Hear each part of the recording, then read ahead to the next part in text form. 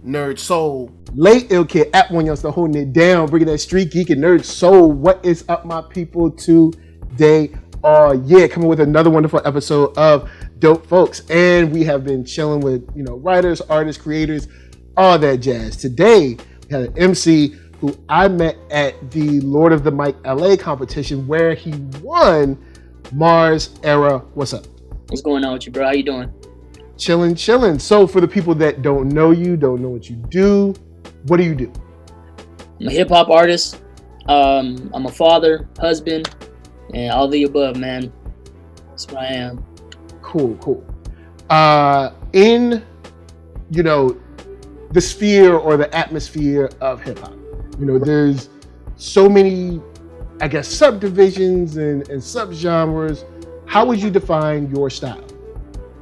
I think it falls under like real content. It's lyrics are definitely not fabricated. What I'm rapping about is definitely something that I've lived or currently in, which is why you don't hear no gangster stuff, no growing up in the hood, nothing like that, because that wasn't me. You know what I'm saying? I grew up in the San Fernando Valley. If you're not from Cali, it's actually a pretty decent neighborhood. You know what I'm saying? I grew up with both parents, both. Mother had me at 17, father had me at 18 years old. Didn't really have a rough life growing up, man. But I found therapy through hip hop. So it's definitely an outlet for me. All right, and that's a very interesting way to phrase it, because a lot of people, when it comes to like either whether it's drawing or sculpting or painting, they talk about the therapeutic. Or even, a lot of times singing, they talk about the therapeutic nature of it. But a lot of times we don't get into the therapeutic nature of hip hop, even though it's also an artistic expression. Could you speak to how hip hop has been therapeutic to you? Right. So for me, when I first put the pen to the pad, it was back in 2002. My uncle had just got shot in a drive-by shooting, and I needed some way to, to let that anger out. It wasn't through revenge. It wasn't through hate. It was actually through an artistic expression. And the first verse I wrote was about him. So I feel like that really kind of just ignited the MC in me, because I was right off the back, I was already talking about real life stuff, real life issues, something I was currently going through. So that's how it became therapeutic. And that it just started there.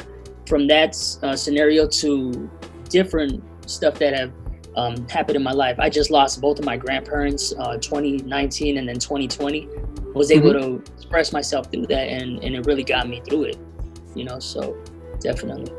Cool. Talking about being, therapeutic, I also got to see you in the battle, at Lord of the Mic. And even though you talk about, kind of like the real and it being therapeutic, a way to process, emotions and feelings and experiences, you definitely come through it with some fiery battles where I was genuinely like, whoa, this guy came to win. Right. What do you find is the major difference between kind of like making songs that kind of are therapeutic to you and battling? What is that major difference for you? Right. Well, for me, I had to develop the skill of freestyle, off the top, on the spot, making it up right there. You don't got time to go home and write your verse, especially with the battle that we had at Lord of the Mic. Where that came from was in high school. I used to battle rap, and I remember in ninth grade there was always this one guy, bro, that would just tear me to pieces. Every time I stepped up to the battle with him, this guy would just humiliate me in front of everybody. So I remember I told myself, I'm gonna take one summer, school is done, I'm gonna just go lock myself in the room and I'm gonna learn how to freestyle, and I'm gonna just learn how to come up with stuff off the top. Went back the next year and then just started battling everybody and was, killing people off in high school, back in my, Taft high school days. So even the art of freestyle, it is still therapeutic, you know what I'm saying? Because what you're currently feeling in your heart at that time, you can kind of just like let it out, just whatever's going on right now, whatever's going on in your mind, you just throw a beat on and you just start talking about it, allowing yourself to rhyme it. You know, it's still very therapeutical. But yeah, man, that whole battle thing,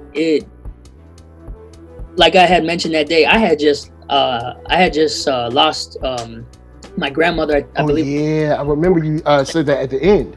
Right. So that was boiling up in me, and I had rent due, so I was like, I can't lose this battle, man, because I'm actually depending on this $500 right here to be able to pay for rent.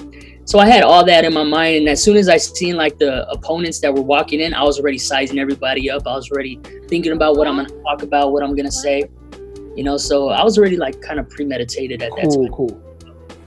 All right, okay. Because I know there's the Lord of the Mic was much different than the situation of like Smack or something like that. You know, like very, very, very different than that. And I mean, no diss to that. It's just that it's a very different mindset when it comes to freestyling and like sort of at that moment. What did you have right now, right this second? You know, and that was really cool. And then also seeing your music outside of that is something that I was like, oh, okay, cool, because there's a lot of times where people are great at battling, aren't so great at making songs. Right. So now that I've seen, okay, cool, he's battling, then you send me the song, and I heard it, I was like, man, this is touching. And the song, what do you call it, Gabriel, what was it? It's called The World to Me, but it's based on Gabriel Fernandez. Oh, yeah. So if you could, The World to Me, kind of describe that song and your feelings around that song that were the impetus for writing it and making it. Right. So I watched the Gabriel Fernandez documentary on Netflix, and I was familiar with the case. Pearl, his mother, is actually my cousin's second cousin. Wow. You know, so Okay. Charged with beating her child is actually like related to my cousin. So I watched the interview, and there was one specific part in the documentary that really stood out to me, and it was the Mother's Day gift. Okay. And it just touched me so much because it was like, despite what this kid was going through at home, the pain he was enduring, he still loved his mother. And he still wanted to win his mother's heart over. And he displayed that through this art and this drawing that he did. And that, like, it wrecked me so much. Like, it touched me.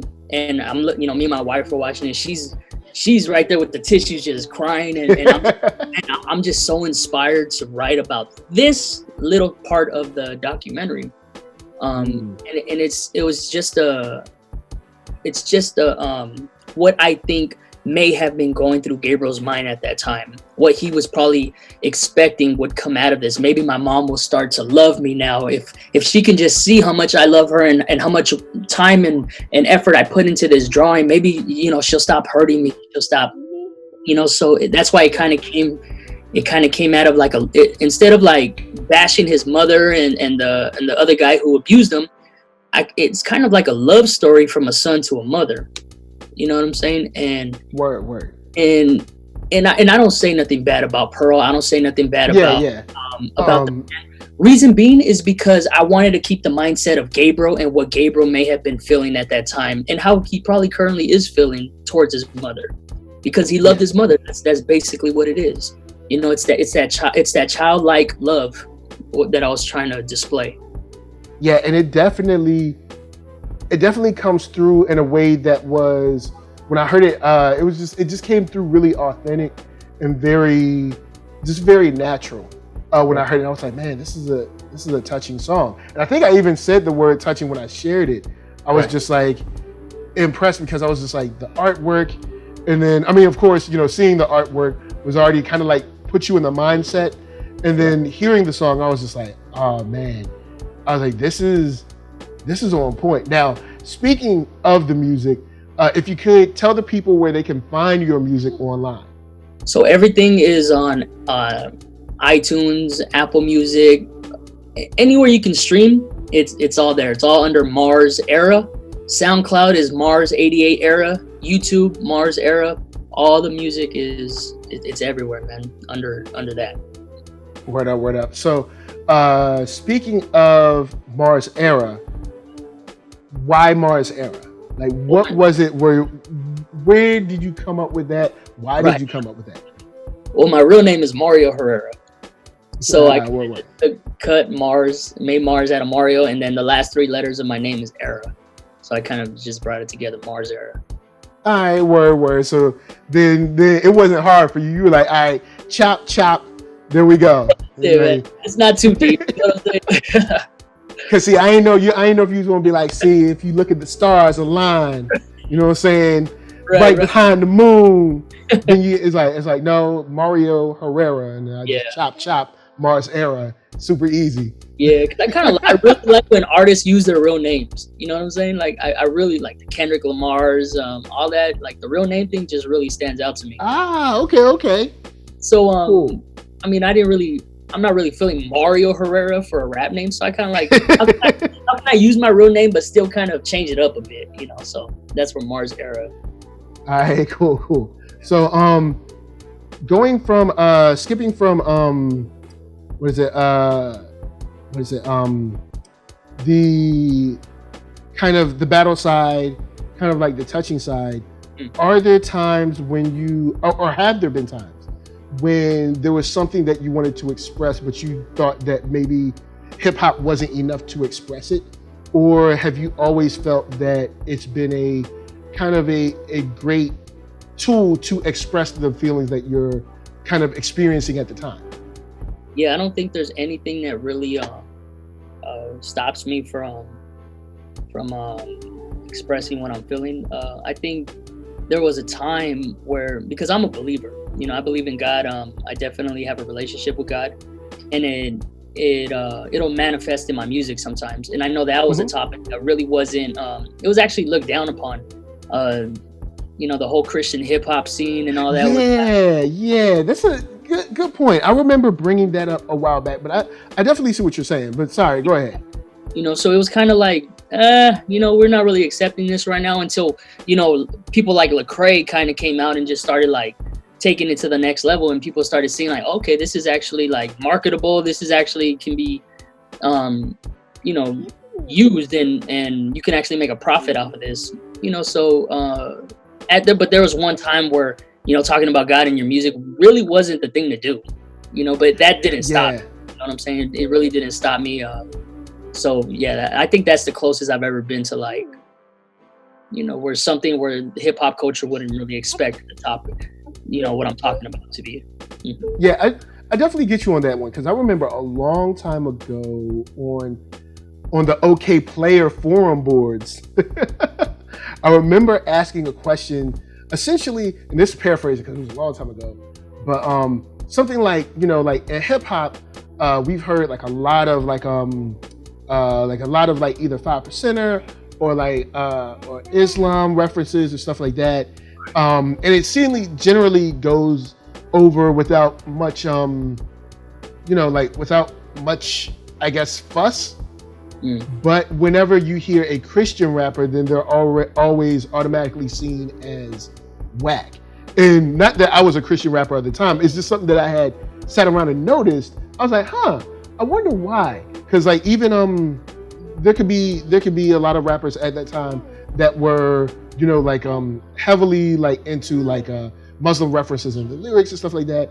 But at the time I was just like, I wonder why it's like that. And I brought that up, and it started like a huge thread of people going back and forth, and like people that can rap and can't rap, and the people that, but it is one of those things that kind of, at least at that time, which was like early 2000s when I brought it up, I was just like, I wonder why. But yeah, that had been something. I don't think it's there as much now because hip hop has changed a lot. But at least there was a time when it was. Oh, go ahead.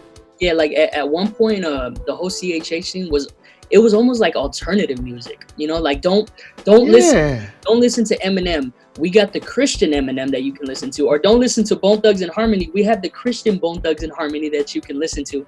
And it's almost like we boxed ourselves into this little world where it was like, don't listen to this worldly music. Come listen to the Christian version of that. You know, your favorite artist. And we really like got out of that, whole mindset where, there's certain artists that develop their own sound and actually rap and have skill, and they're not trying to sound like this person or that person and just making it holy. It's like, no, I'm bringing myself, like, you know what I'm saying? Yeah, this is my style, take it or leave it kind of thing. Yeah, and I think that's where it went wrong, and people started looking like, yeah, that's corny, bro. I'm not messing with that. That's oh man, it's like, yo, look, this is my thing. This is what I do. That's it. I'm not trying to, pull the wool over on anybody's eyes or something. It's like, look, this is how I get down. Right. If you could, for a second, you recently started talking about, or recently started promoting, at least that I've seen, Pipe Dream on Instagram. Right. Describe Pipe Dream for those people, and I have the link down below so you guys can check out the video. But describe Pipe Dream and kind of its effects, its experiences, its influences on its existence, and why you made it in general. Well, the title Pipe Dream, it basically means a dream that's going nowhere. And while writing that song, I really felt like I put so much time and effort into this genre that I feel like I haven't reaped the benefits of it.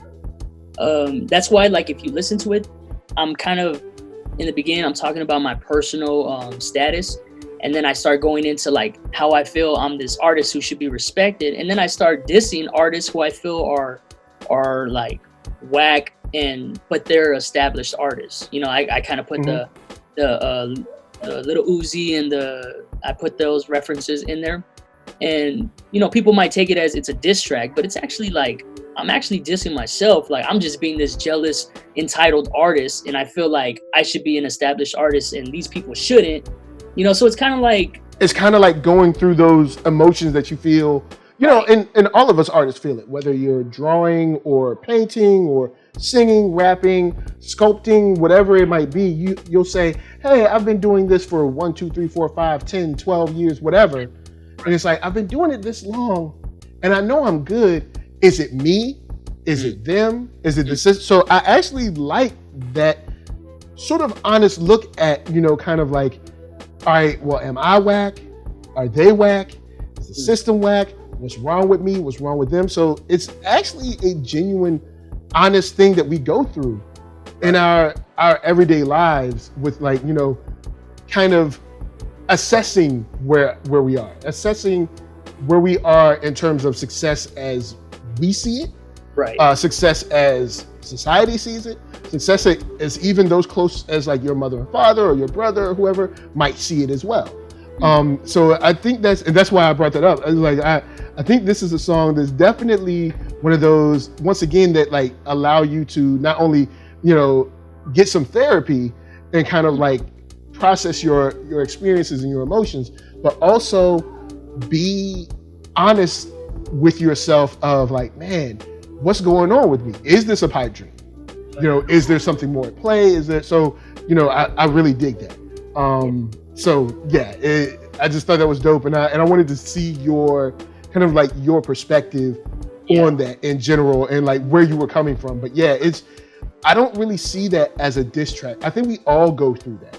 There might be, like, I'm in media, so I might look at, I don't know, Variety. And I might be like, well, why am I not big as Variety? Or I do better than Variety. Or you know what I'm saying? You could easily say something like that. Or, this host, I'm better than them. Why am I not getting the same numbers or whatever? Because of course we're very, especially in the algorithm days, we're very number driven. Right.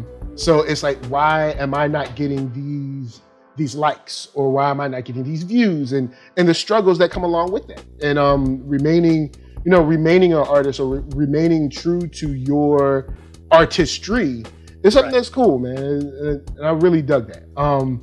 So on the flip side of the music, you got a Star Wars shirt on. So what was the first Star Wars film that you've seen, and what keeps you coming back to the galaxy far, far away? New Hope, bro. New Hope. And what's crazy is I tried the episodes, bro, and I can't really mess with it. I can't, you know, I don't know. I think I kind of. I tried.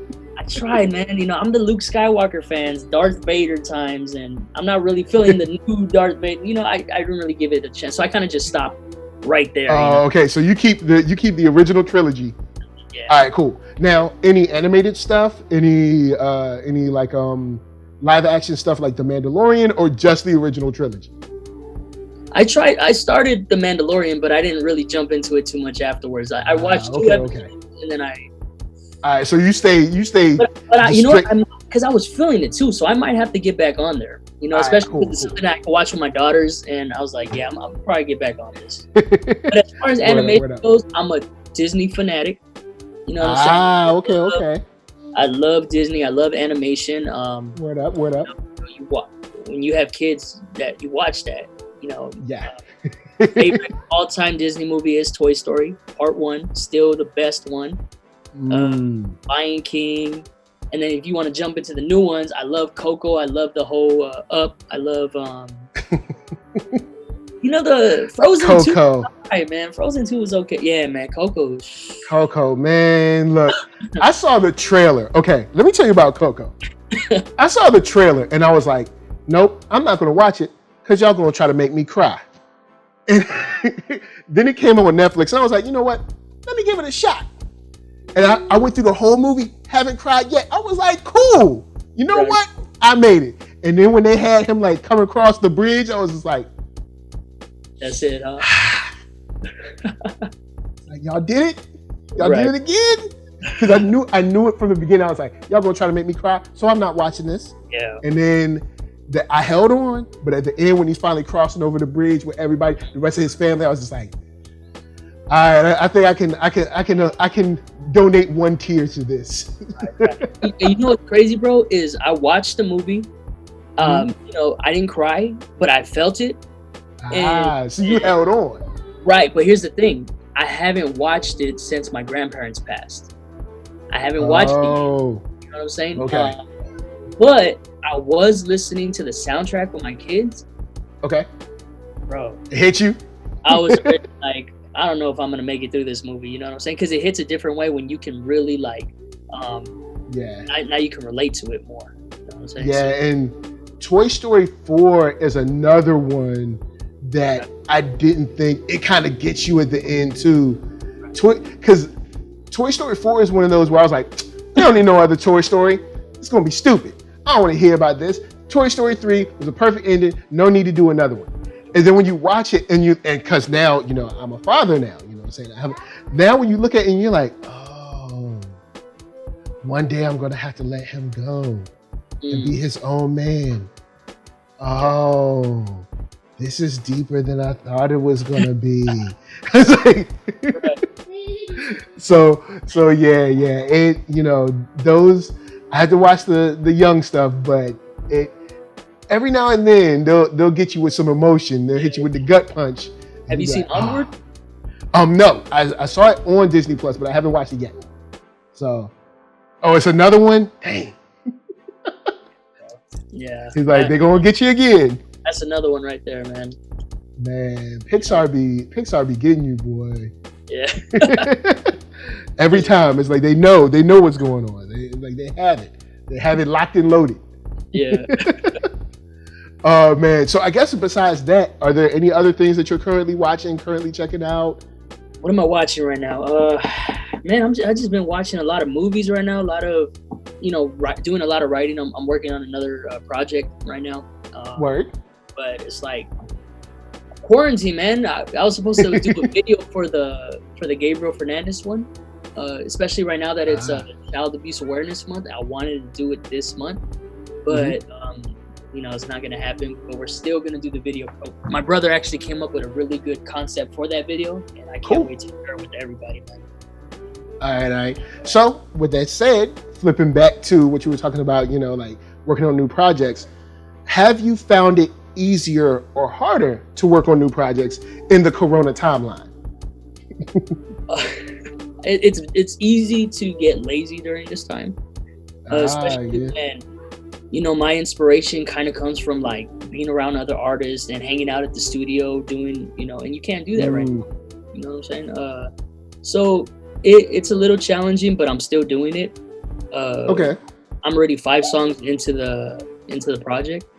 Nice. And, you know, and those songs kind of came from a personal place. So when it's personal, bro, it's really easy to like let it out and create. You know, cool. So definitely. All right. Well, thank you for your time. Before we get out of here, I know you already told the people where they can find your work, but is there a certain particular song or songs that you think they should check out to kind of give them an idea of where you're coming from? Right. If you haven't listened to the album, it's called Life on Mars, Mars Era, Life on Mars. You can get that on all streaming platforms. I dropped 2 projects on YouTube, which is the World to Me and Pipe Dream, and it actually gives 2 different sides of who I am as a person and who I am as an artist. So definitely check those out. If you haven't hit me up on Instagram, at Mars88era, all Instagram, Twitter, Facebook, Mars88era. Nerd. I appreciate you, bro. Thank you for having me on. Thank you for coming through. Like, I saw you at the battle. I heard the song. I was like, man, this is touching, man. This is a beautiful song. I was like, so then I reached out to you, but yeah, guys, thank you. Holla at us. We'll holla at you down in the comments. Let's talk music. Let's talk Mars Era. You know what I'm saying? Any of the great stuff that you heard from him. And until next time, I know you know. Until next time, this is from us to you saying, you ready? Say peace. Peace.